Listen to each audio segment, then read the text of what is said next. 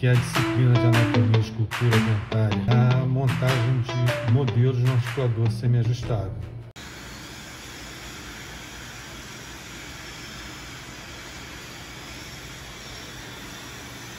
Vira a cabeça bem para trás. Mesial de canino, mesial de canino. Por aí. Bem devagarzinho, até tocar. Pode ir apertando até tocar aquele ponto. Pode ir, vai, aperta. Aí. Tá? Mantém assim.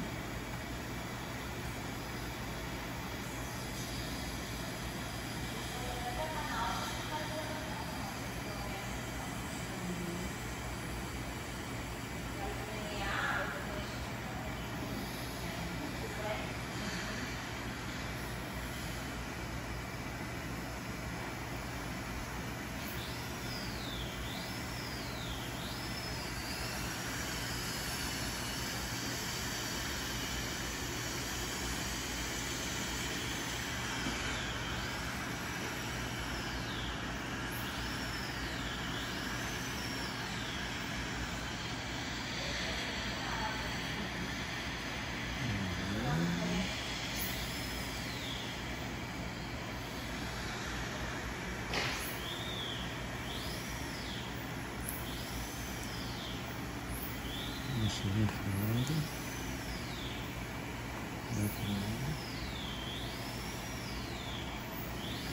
Para ver.